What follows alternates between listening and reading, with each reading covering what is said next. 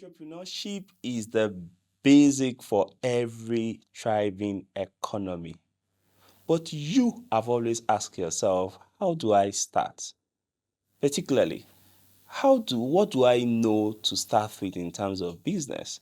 I strongly believe no one could talk about this but someone who have done series of businesses before. Today, I will be talking to someone. But before I do that, how are you? And hope you're good, Your Excellency. I still have Mr. Igodalu back with me in the studio. And he is the MD of Bamboo Groups. How are you, sir? Very well. How are you, Rasak? Good. Today, I want us to talk about how people could start. And for those who are already working, who are thinking, I really need to stop this 9 to 5 race. How do I venture into something? Let's start. You are the MD of Bamboo Groups with, real estate. You've got a farm business. You've got oil and gas. You've got technology business with the biggest innovation hub in River State. Where do you start? Okay. I've been asked these questions many times. I'll just share a bit of my story and how I started. And of course, someone can actually learn a thing or two from it. Um, I'm an ardent believer that you don't need money to start a business. Really? You only need money to grow a business. How? Now, when I started my company, of course, I have done several businesses growing up. I started out investing. I think I was in secondary school at the time, investing in the stock market, and Is that because of your background or your parents? I think that was because of my environment, the environment I found myself. Okay, that's Yes. clear. But when I started real business, of course, when I was in school, in university, I had a music studio. I'd started a restaurant. Of course, all of that monies were monies that I had made from the stock market, you know. And how did I get to invest in the stock market? I was working as a youngie, you know, when I was still very much younger. I used to work in a farm, you know, and of course, I would take all of that monies that was making, you know, I was opportune to understand how the stock market works and put it in the stock market. But then when I started business, real business, of course, I started out as in the oil and gas as Bamboo Energy Limited. I was still an undergraduate back in the time. Really? Yes, I remember. How did I start? I just I saw a friend of mine who supplies petroleum products to companies and all of that. And what did I do? I just told him that I would love to help him market his business for a fee, for a commission, right? So for every business I brought to him, I got a commission. And it got And you to are a, not the one doing the main I did. supply. I You're just wasn't doing the procuring. I wasn't marketing. supplying. I didn't even know how business works. All I just did was just go to companies, go to banks, go to filling stations, and tell them that, see, we had the best petroleum products in the whole world. In fact, if you test our products, you will not go back to any other person. And somehow they were convinced. Seeing a little boy come into your space and sounding so convinced, you want to say, okay, let's try. I was still very young at the time, and at some point I realized that according to the person I was doing this marketing for, he actually told me that I had made him more money than he had ever made in his business. The power of joint efforts. Exactly. And so what did I do? One day I was just looking, I stumbled on his record book one day, and I was just looking through, and I'm realizing that this guy is making a whole lot of money, and he wasn't giving me so much. This guy had become a multi-millionaire, and I'm like right in front of me. So I went to meet him. I remember him seeing me with his record book. He quickly took it from me, and I said, "No, I've seen it. I'm not going back again." No. And I told him, "Guy, see, we need to renegotiate." He said that he wasn't going to renegotiate. Why will I come and negotiate with him? While we were talking, his friend, who's also in the business with him, heard us talking, and he called me out later and said, "See, dude, I know how much weight you are pulling for my friend. Come and do the same thing for me, and I will give you something more." We negotiated, and I said, "Okay." I started doing the same thing for him, and in a while, he was giving me so much money, giving me higher commissions, right? Yeah. And then I got to a point, I said, no, I went to meet him. I said, guy, instead of me going to do this thing for you, why don't you supply me at your price. Let me go And supply and supply other. others at my own price. He said, no problem. And that's what I started doing. All of a sudden, I had my own company. I started talking to people about it. And before he knew, it wasn't long after then, I cut him off and went to meet the suppliers directly. And I started doing this business myself. And in a short space of time, from being an undergraduate and didn't even understanding a lot of things about business, I was doing business in the millions. I was doing business in the tens of millions as an undergraduate. And this was far back as 2000 and as far back as 2010. As far back as 2010, I was doing business at that level. And then, you know, as a young person, as an entrepreneur, you could get to the point where you are not satisfied. You wanted more. You That's want more. true. And so therefore, I wanted more. I started looking at investing into filling stations at that time. As I think that was around 2015 or so. And that's how you just keep growing the That's how I just business. kept growing.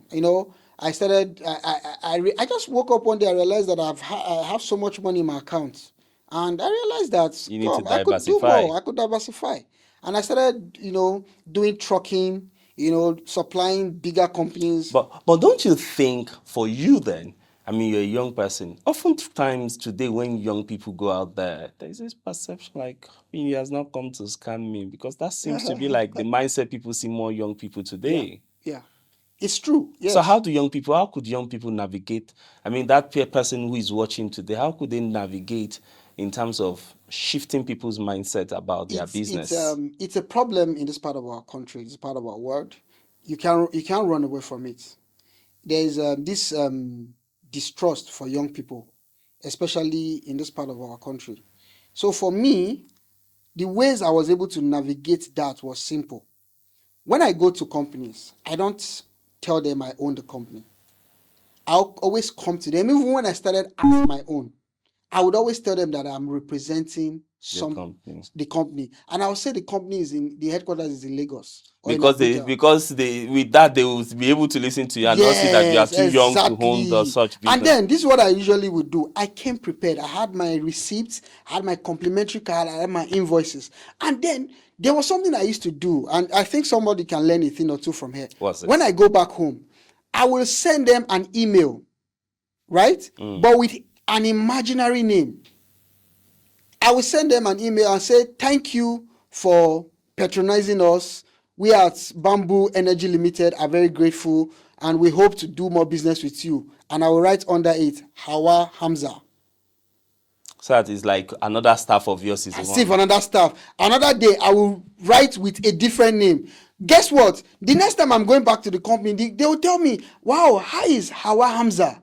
She keeps sending us emails. That's one of your staff, right? One of your colleagues, right? I'm like, And that, that sure. time you are just still building up I was still gradually. building up, but then it was just me. I was just operating And from it's because of the environment you are doing that. because Not of the that you environment want I to do found myself, that. not because, but then I needed to build this perception where people need to believe that the company was more than me, right? Because there's this distrust that when people see that it is just you, and you just being a young person, very young and looking very young and all of that, Yeah. they have this believe that you may just want to scam them. But when they see that, they build a perception that it is more than you.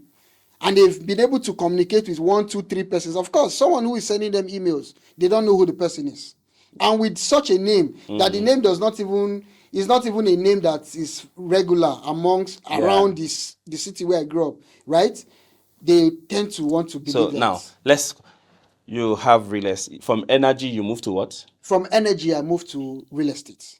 Real estate to Real estate to farm. farms, Farms to. technology. Okay, now let's go back. Yes. And you have now the question I really want to get out of this is you are adding value, you are Yes. diversifying. Yes. That person who is watching us today, who is thinking of where do I start? What kind of business do I offer? What would you want to tell the person in terms of starting or offering value to people? For me, it depends on where you want to go. It depends on your vision. This morning, I was looking through the richest people in the world, the latest Forbes list of the most richest people, the 100 richest people in the world. And something struck me. I looked at the first 100 people and I was looking at their sectors. Something I noticed, there were no, there were just one real estate practitioner on that first 100. 100 richest people in the world. So I was looking at their industry, technology, finance, diversification, manufacturing. Mm-hmm. So I think that is somewhere in this age and time, it's easy. You can just go online and check the 100 most thriving industries in the world and maybe pick something. You know, there's this, when we were growing up, there's this thing they used to say. They used to say passion, that you should do something that you are passionate about. Yes. But growing up, I used to wonder what passion really was, because I never had anything that I was really particularly passionate about. So I used to be sick worried about it. I used to say, so I don't have passion. Sometimes I will go to my parents crying that I don't have passion for anything. But then over time, I came to realize through the Bible says, whatsoever your hands finds to do it with all of your might. Another version And that's the says, that's the passion that there. is it. Whatever your hands finds to do it as though you do it unto the Lord. So whatever it is that you find to do, put in so much passion into it. And I think that you'll be able to see success, because there is no industry that doesn't really have Its own its own challenge. opportunities. Where do people find, because oftentimes there's this, I want to start something. You talk about money. How do people start? Because of course some businesses require funds to start. How can people raise funds to start their business? Easy. I don't think that everybody must go through the right path. Understanding the peculiarity of where we are as Nigerians, right? One of the ways which I think, and I've shared this a couple of times in several platforms, is that find out whichever industry you want to work in. Go find out whoever is succeeding in that industry and work for them. By the time you are done, you would have been paid monies, you would have saved some monies, and then you are not just living with finance, you are living with experience and mentorship. At least you would have had someone who will be mentoring you in that industry. But everybody wants to become an entrepreneur suddenly But today it's not without possible. learning. It's not possible, unfortunately. Except you have some advantage in life. Maybe you have a rich parent, you have a rich relative, or you just have some advantage. Otherwise, it's not possible. It is possible actually, but you take a longer time. In my case, it took a longer time because I had to do several things. In the university, I had a restaurant. In the university, I had a salon, barbing salon. I had a music recording studio. I did a house agency. I supplied building materials. I did so much, All just to read. just so that I can be able to get to where I am And none of today. those things gave you experience. Gave me experience. So what if young people can actually find direct mentorship? So how do they find those mentorship? Because that's another thing. There are mentors everywhere. For me, getting Mr. Igodalu might be easy because I mean, it's not everybody who can find him. Now, the challenge sometimes with young people is that we are looking for superstar mentors. Whereas our dad, our father, our mother, who we overlook, Have have run a access. business for the last 10, 20 years. There's so much knowledge in that woman, in that man, that we could leverage. But no, we are looking to have Mark Zuckerberg and Elon Musk as our mentors. We have someone in our church, in our local church, who have built a multi-million naira business. We are overlooking them and looking for superstar mentors. There are mentors every day, everywhere, if we look closely. We are not just looking closely enough. Now, what are the kind of values that you think entrepreneurs should imbibe as we kind of wrap up? For that person who wants to start that business today, if there are 3 core values you give to them, what will it be? And then what will be the last 3 set of advice? Most 3 advice that you think anyone, maybe you are even working 9 to 5 and you want to start doing one side gig business aside, what would be your advice for them? So 3 core values and 3 set of advice. 3 core values. I would say entrepreneurs must imbibe integrity. Okay. It cannot be overemphasized. In the world where we live in today, character is everything. Sure. Actually, I would say 3. I will mention the first one as integrity. I would say number 2, integrity. I would say number three, integrity. I say this because it is something I'm very passionate about. People in the world where we live in today, people lack integrity. And in the markets, integrity is a commodity to trade with. Hmm. When we're growing up, there's a story that usually my uncle used to tell us a lot. He used to say that if armed robbers go to steal and they need somewhere to keep the money, they will look for the person who have. They will not keep it amongst themselves. They will look for someone who with integrity, with character, and give To the person keep the it. money to keep. And then one more thing, I think every entrepreneur should imbibe. Every entrepreneur should imbibe the culture of study. Reading cannot be overemphasized. I'm a product of reading. I'm a product of mentorship through books. Every entrepreneur should imbibe that culture of reading. Reading can turn an ordinary person into a king. Can you give 2 titles of book that you want that entrepreneur listening to read? Every entrepreneur should start with 3 books, I think. Okay, what are they? The Richest Man in Babylon. 1, Think and Grow Rich. 2, Rich Dad, Poor for Dad. that. That is the 3. Thank you very, very much for sharing this. And your last piece of advice.